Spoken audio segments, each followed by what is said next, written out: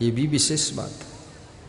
करीब करीब ज़्यादातर पति जिद्दी होते हैं, अपनी पत्नी की बात मानते नहीं, इसलिए घरों में दुख और दरिद्र रहता है। जिस घर का पति सरल है और पत्नी सहज है, पति विनम्र है, पत्नी मधुर भाषणी है, जिस घर का पति पंचुअल है और पत्नी एक्चुअल है,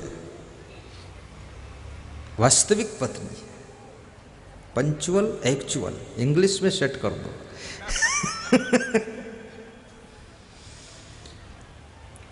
उस घर में लक्ष्मी का निवास रहता है, उस घर के लक्ष्य पूरे होते हैं।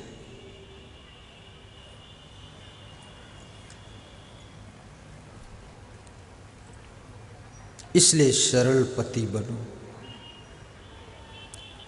और सहज पत्नी बनो, विनम्र पति बनो और मधुर भाषी पत्नी बन जाओ।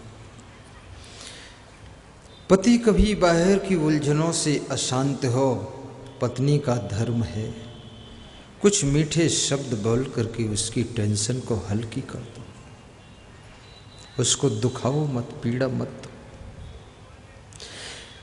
बाहर के संघर्षों से तुम तब तक नहीं हार सकते हो जब तक तुमको घर से सपोर्ट मिलती रहेगी। जब घर में संघर्ष चालू हो जाता है तो आदमी तुरंत हार खा जाता है। इसलिए घर वालों से निवेदन है कि बाहर वालों को सपोर्ट करते रहना, ताकि आपकी जिंदगी में सफलता का फाटक खुलता।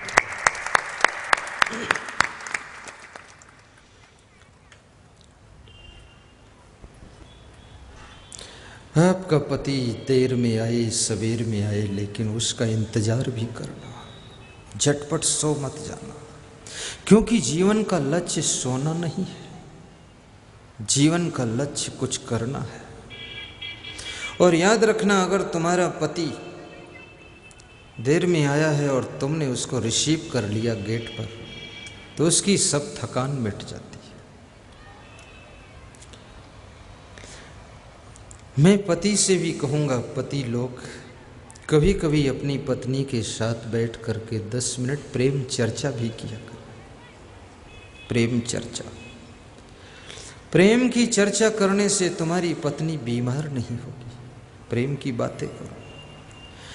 जिन पत्नियों के पास में उनके पति साल साल भर नहीं बैठते हैं, उनकी पत्नियां साल में 2 बार ज़्यादा बीमार होती हैं, अस्पताल में भर्ती हो जाती हैं। डॉक्टर भी टेंशन में पड़ जाता है, बीमारी तो कुछ दिख नहीं रही परंतु बीमार तो है।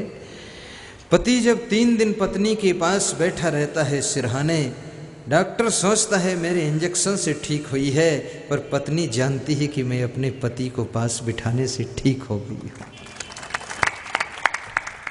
प्रेम भी इंजेक्शन है, बहुत बड़ा इलाज है। प्रेम में बहुत बड़ी शक्ति है।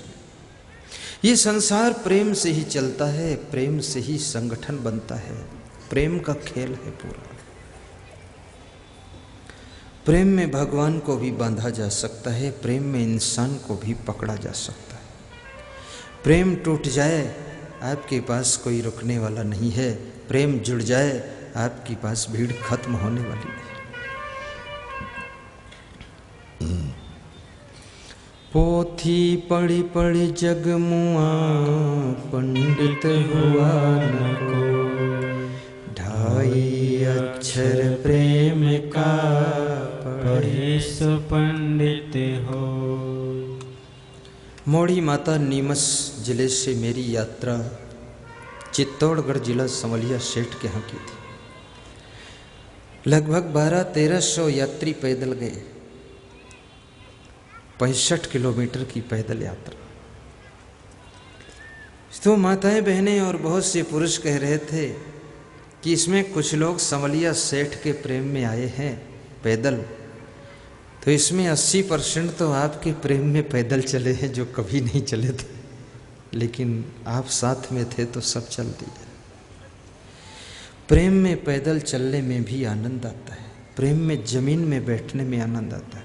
प्रेम देखता नहीं है कि बिछावन कैसा है, प्रेम ये भी नहीं देखता है कि हम जमीन पर बैठे हैं कि कुर्सी पर बैठे हैं। प्रेम ये भी नहीं देखता अभी हम सोए हैं कि नहीं सोए हैं। प्रेम केवल अपने प्रेमी को देखता है कि हमारे प्रेमी को दुख नहीं होना चाहिए, कष्ट नहीं होना चाहिए। यही प्रेम की परिभाषा होती है।